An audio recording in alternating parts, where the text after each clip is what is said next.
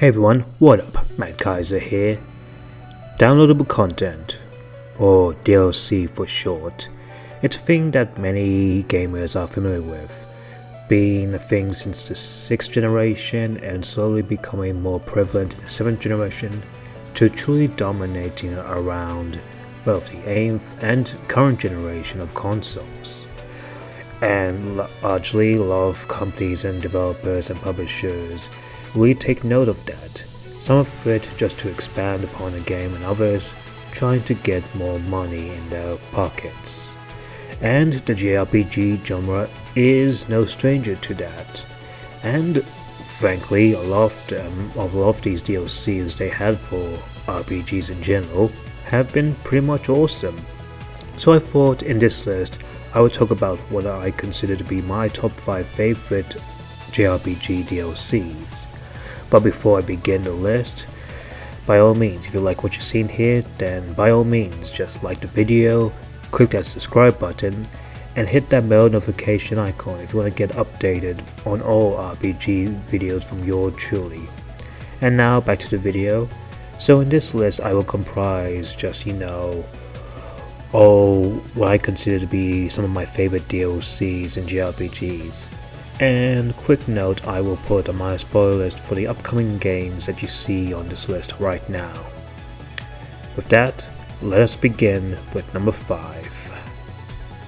Now we start off with Scarlet Nexus.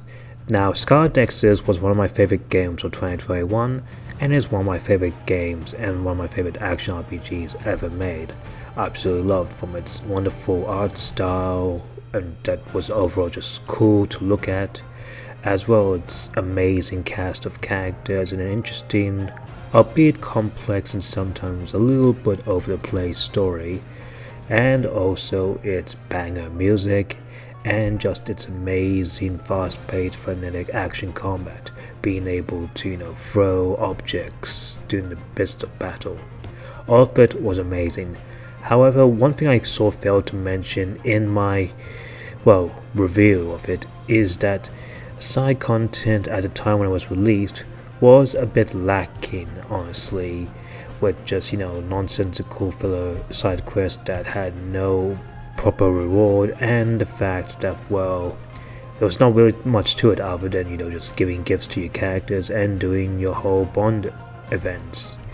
Thankfully, over time, Scarlet Nexus has got loads of extra content, both free and paid DLC, some of which added a lot of new content and replayability to the game, such as having a photo mode, as well as a new vision simulator mode that lets you not only take on challenge style mob fights but also refight bosses, as well as giving additional things like better quality of life updates.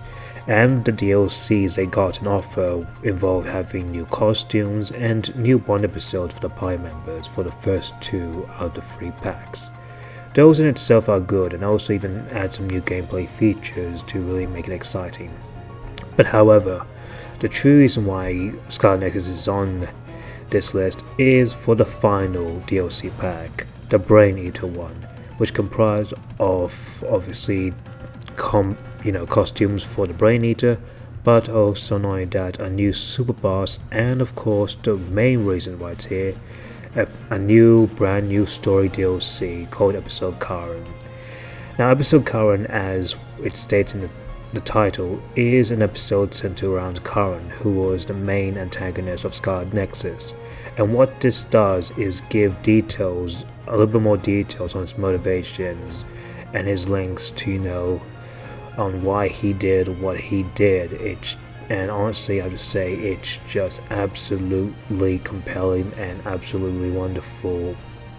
And honestly, it's honestly just wow, it was amazing. Now, obviously, what this DLC does is tell the story of Karen about how he was interested with the time travel, with the whole red strings, why he's obsessed of trying to save Alice, why he was so fixated of trying and failing so much. And honestly, there was lots of interesting scenarios being done through the various amounts of time travels and various possibilities.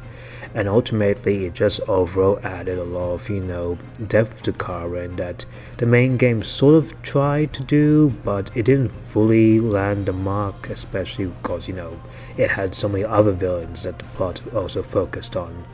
But aside from that, episode Karen really just made a really tragic story for the main villain of Scarlet Nexus, in a similar way to how episode Arden and as well as Torna gave, more details and backstory on the central villains of those respective games, on how they slowly became the villains we know them as, and you kind of feel sympathy for them.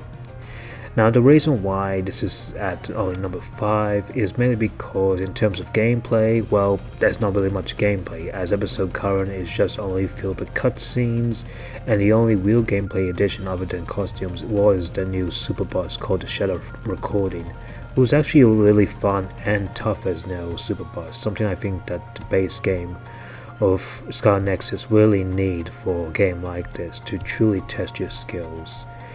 Honestly, and with that, on how amazing it is with episode Karen and of course the new super boss, it does give me actual, hope and potential that Scarlet Nexus will probably get a sequel.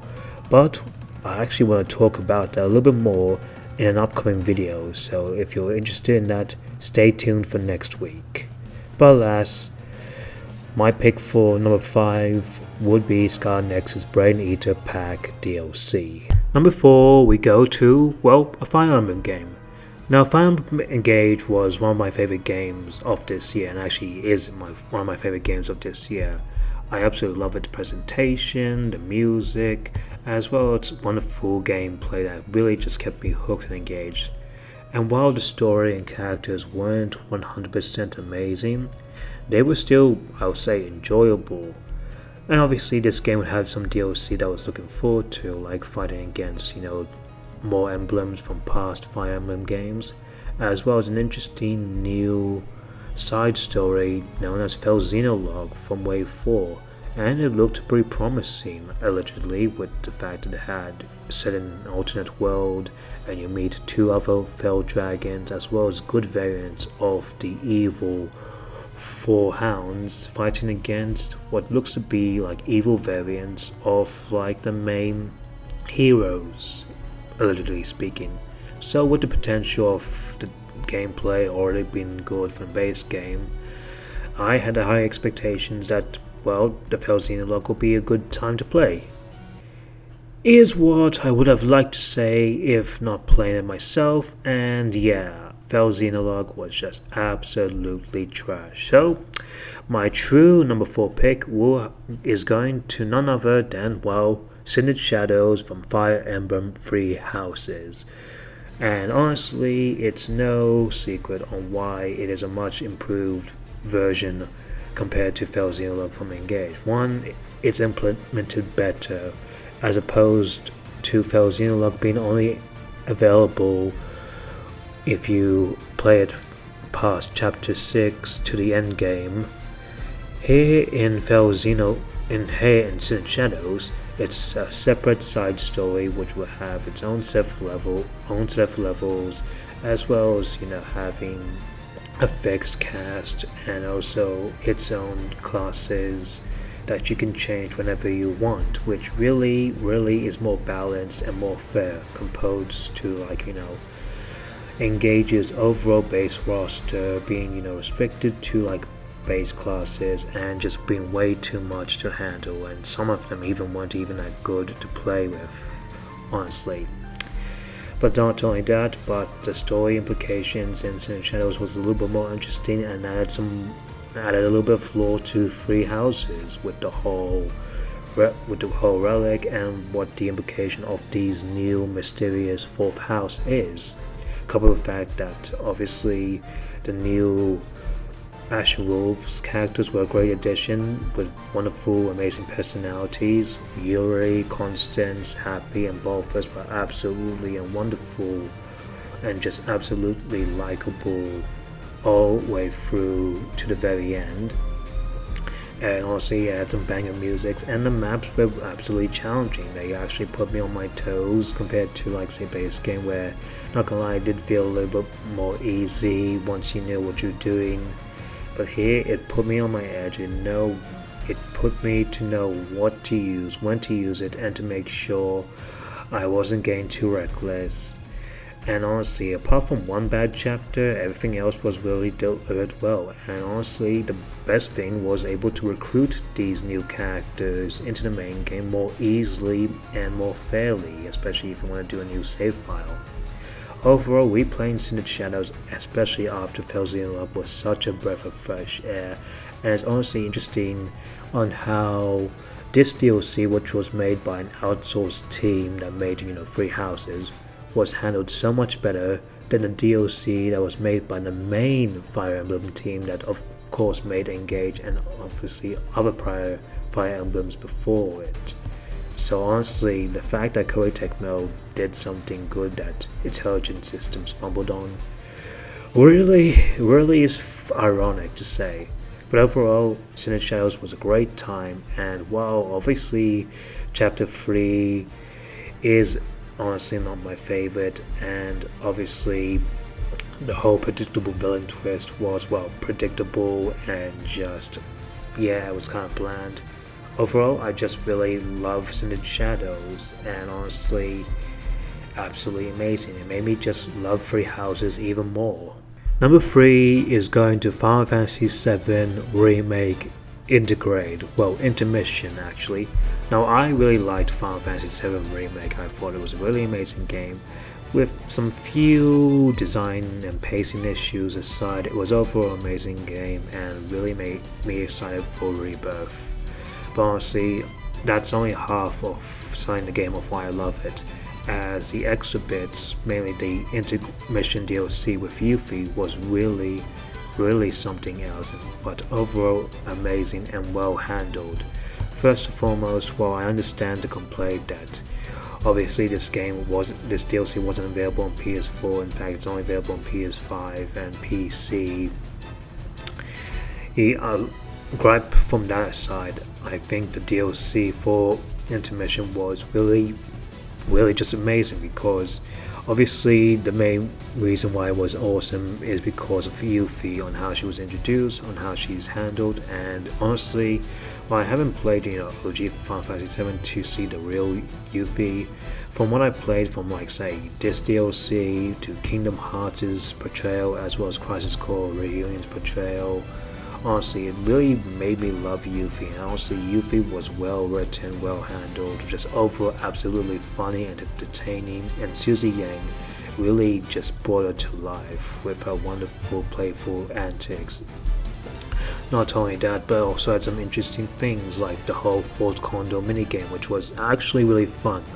I've heard that the original Final Fantasy VII Fort Condor was bad, so I'm glad to hear that the remake really improved upon it.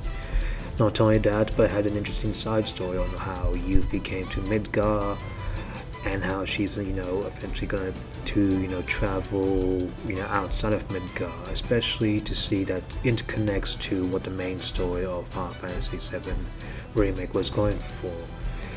And obviously it also gives some implications on how Tifa even got to be one of Don Corneo's hostages as brides, to say. And obviously some of the new characters they added in Intermission, like of course Selnon being the best one, was absolutely amazing.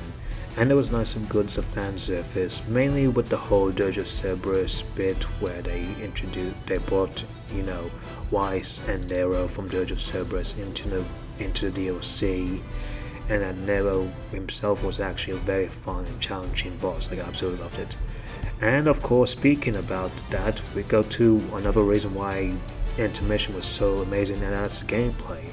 First and foremost, one of the amazing improvements they did for Intermission was the area combat, which was a gripe that I think many had with Final Fantasy VII Remake Space Combat in the main game, where it was honestly just a bit of a mess and not well handled. And honestly, they took a lot of feedback from that, and overall applied it well for Yuffie, and she feels so good to use. Like, she's very fast, and she's very fast with her combos that are just so addicting, so fast, and absolutely wonderful and satisfying to pull off. Mainly also helped the fact that obviously the frame rate was pretty much perfect, and obviously less load times than ever was just well appreciated. But yeah, honestly, Yuffie was tons of fun to play, and honestly is my favorite character to play in all of Final Fantasy VII Remake Part 1. Hopefully the devs use that also to, improve the area of combat for both, Cloud and Tifa, and honestly also future characters are going to appear in Rebirth and the final part. Not only that, but the synergy mechanic was also a nice addition, which really just, made the combat even more fluid and fast than it ever was. And the music was pretty solid for the most part, except for that one chase music with the jazz thing, which not gonna lie was kinda annoying. But aside from that, I have to say that Final Fantasy VII Intermission was a fun time, and honestly just gave me, a nice good tease and made me want to wait for Final Fantasy VII Rebirth a little bit more longer, actually, given that obviously that next month we're literally getting Final Fantasy 16. But alas, this was just absolutely wonderful, and honestly do hope that they used their time to improve the combat in Final Fantasy VII Rebirth. And at number 2, I'm giving it to none other than Kingdom Hearts 3 Remind. Now, there's of course some gripes and a little bit of, divisiveness with this DLC in general. So I'll go over a little bit of gripes and honestly also some of the divisiveness also. Yes, I do understand that some of the content that they added in Remind should have been implemented in the base game. And yes, I'm still a little bit salty at the fact that I, who had this game on Xbox, had to wait a month after the PS4 version's release just to play the damn thing. So, God, man, having to avoid those spoilers was just irritating. But honestly, gripes aside, what we got for KH3 Remind was still a great, regardless. Obviously, the Remind episode is the weakest about the 3, but honestly, it's even solid to say. I mean, it gave a little bit more context of the final, of the end game, as well as also being able to play, some of the other characters like, say, Roxas, and of course, Kari, who was obviously the main star to play, especially against the final boss. And exploring Scarlet at Carlum was also nice, and there was even a cool, fun gameplay segment using the Guardians of Light, which honestly was just one of the best moments in gaming, period, for my money. And honestly, it just added a little bit more context, and as well, even maybe appreciate the ending of base game to an even greater extent, and honestly made me even more. It makes me even want KH4 to come very soon. Like, it really makes me excited for KH4. But of course, that Remind scenario would only be selling half of why Remind was amazing, because you also got a limit cut and the secret episode. The former of which was really amazing, as it gave you, of course, a new .org, which was based on, the True Organization 13 for this game. And they really went all ham of making, each of them, very challenging and tough as nails to, truly beat. Given the fact that the criticism for KH3 at the time was that, the game was too easy, and the only challenging fight was, like, say, the Dark Inferno, especially on Critical, and even then he was a decent super boss. But yeah, honestly, the fact that these new .orgs were all really, really tough, but actually even just, telegraphed and absolutely even fun to fight against, honestly. A lot of them were really well handled, had amazing, variants of their own base themes, which honestly are just banger to listen to.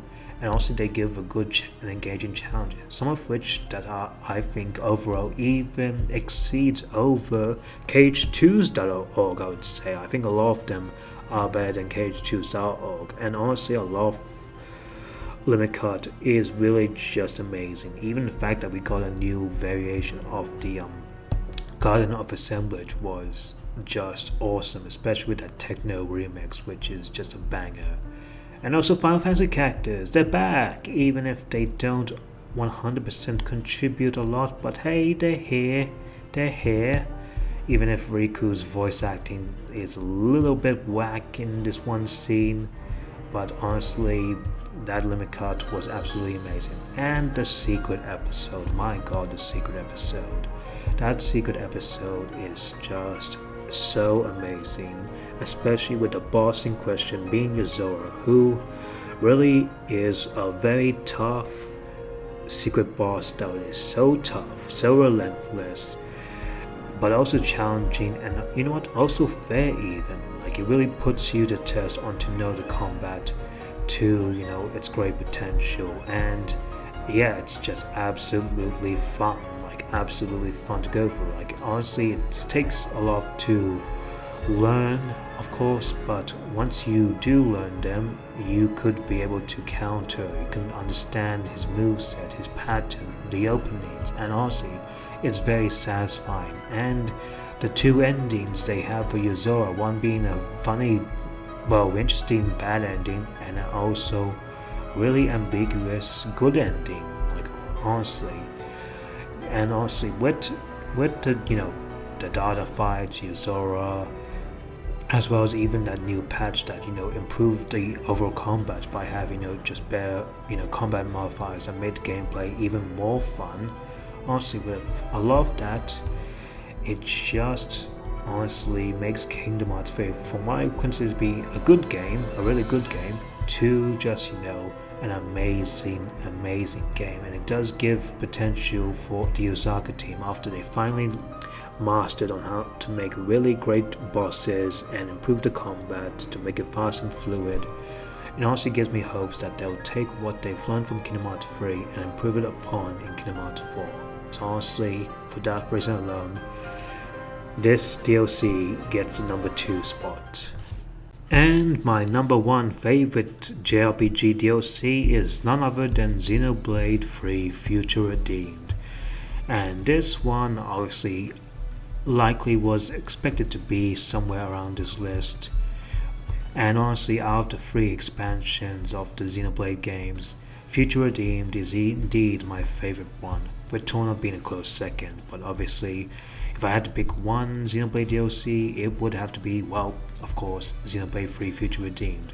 And this was just an amazing experience to go through recently, especially when it not only served as a prequel to Xenoblade 3, which was my favorite game of 2022, but also served as the ending of the whole Cloud saga, which started way back in 2010 with Xenoblade 1. And honestly, it was quite a payoff and quite a fun one to go through. Obviously, it gave a little bit more lore applications that were missing in present Xenoblade 3, with the whole Where's Alvis and the whole Where Are They, of course, the main 2 protagonists like Rex and Shulk, which obviously they appeared as more adult-like, more mature, but still great as we loved them in their prior games of Origin. New characters like St. Matthew, as well as even Nicole and Glimmer were a great addition, especially Matthew, who's one of my favorite protagonists in the Xenoblade series, with his attitude and his whole arc, and the fact that, his fine star as well, his amazing performance.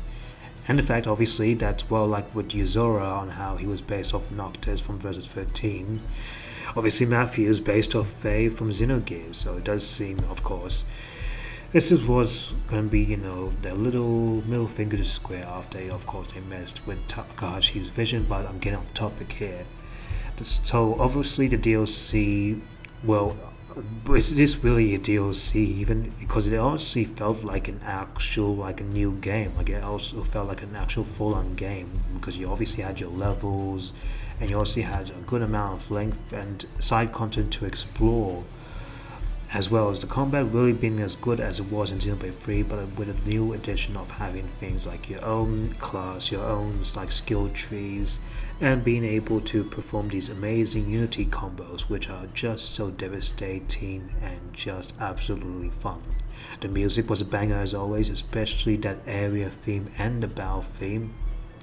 And not only that, but it also gives some little bit more implications of how Xenoblade 3 story was implemented, and also on how it made N, who was like one of the main antagonists of Xenoblade 3, into one of my favorite antagonists in the Xenoblade series. It actually made me obviously it hit home and made me really appreciate him a lot more than base Xenoblade 3, even though I really liked him in that also. The couple of fact that it just was just a massive love letter to prior Xenoblade games, and honestly a love letter to fans who've sticked around for the entirety of Xenoblade ever since Operation Rainfall, and the fact that this was finally when Takahashi was able to finally complete his vision after his two failed attempts with Gears and Xenosaga with Square Enix and Bandai Namco. He was finally able to achieve his full vision for Xenoblade with Nintendo, and honestly, I'm honestly proud of that. It was very conclusive, and honestly, just made me glad I got into Xenoblade last year. And honestly, while obviously this is not the end of Xenoblade, as there will be, obviously a new saga, and who knows what they could do in the future. Maybe they could, revive X. I mean, that ending alone in Future Redeemed has had a lot of discussion and questions that the fandom are really heavily diving into. But on top of that, I have to say that, well, yeah, this DLC was absolutely amazing, and it improved even like that awful community mechanic from Torna. Like, it was actually really good. I guess the only gripe is that the progression is sort of locked around, like, say, side quests and exploration, which I know is a little bit of a bummer, and it's something I do hope that Monolith Soft do not implement in future Xenoblade games. But that gripe aside, everything else in Future Redeemed was, in my opinion, absolutely fantastic and really just amazing. Thank you Monolith Soft, thank you Nintendo, and thank you Takahashi for making a wonderful masterpiece of a series that is Xenoblade. And that thus concludes my list on what are my top 5 favorite DLCs for RPGs, JRPGs in fact. And is there any that I missed out? What are your favorites that you had? Like, please let me know in the comments below, like, what are your favorite JRPG DLC expansions? Anyway guys, thank you guys so much for watching. So until then, Mad Kaiser out.